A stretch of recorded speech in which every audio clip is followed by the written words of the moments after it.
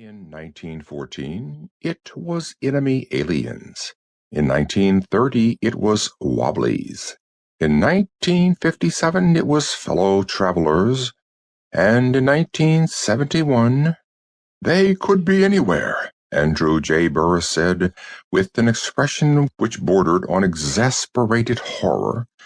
They could be all around us. Heaven only knows. He pushed his chair back from his desk and stood up, a chunky little man with bright blue eyes and large hands. He paced to the window and looked out at Washington, and then he came back to the desk. A persistent office rumor held that he had become head of the FBI purely because he happened to have an initial J in his name, but in his case the J stood for Jeremiah. And at the moment, his tone expressed all the hopelessness of that Old Testament prophet's lamentations. "We're helpless," he said, looking at the young man with the crisp brown hair who was sitting across the desk. "That's what it is. We're helpless." Kenneth Malone tried to look dependable. "Just tell me what to do," he said. "You're a good agent, Kenneth," Burris said. "You're one of the best. That's why we've picked you for this job, and I want to say that I picked you personally. Believe me, there's never been anything like it before." "I'll do my best," Malone said at random. He was 28, and he had been an FBI agent for 3 years. In that time, he had, among other things, managed to break up a gang of smugglers, track down a counterfeiting ring, and capture 3 kidnappers. For reasons which he could neither understand nor explain, no one seemed willing to attribute his record to luck. "I know you will," Burris said. "And if anybody can crack this case, Malone, you're the man. It's just that everything sounds so impossible, even after all the conferences we've had." "Conferences?" Malone said vaguely.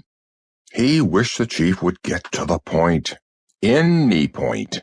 He smiled gently across the desk and tried to look competent and dependable and reassuring. Burris's expression didn't change. "You'll get the conference tapes later," Burris said. "You can study them before you leave. I suggest you study them very carefully, Malone. Don't be like me. Don't get confused." He buried his face in his hands. Malone waited patiently. After a few seconds, Burris looked up. "Did you read books when you were a child?" he asked. Malone said, "What?" "Books," Burris said. "When you were a child. Read them." "Sure I did," Malone said. "Bomba the Jungle Boy, and Doolittle, and Lucky Star, and Little Women." "Little Women?"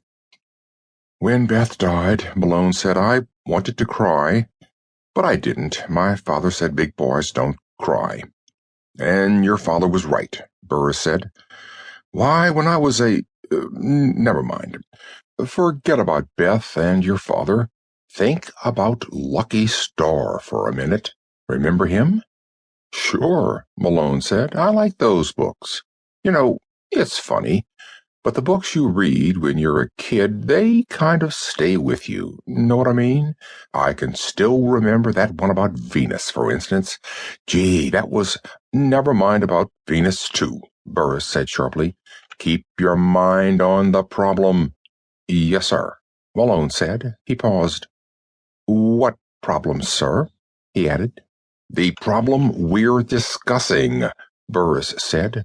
He gave Malone a bright, blank stare. "Just listen to me." "Yes, sir." "All right, then."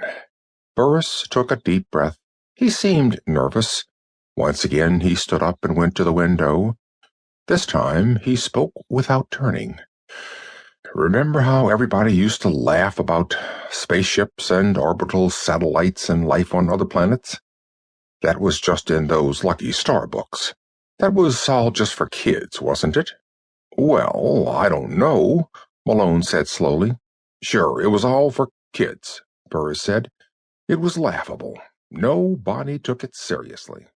"Well, somebody must..."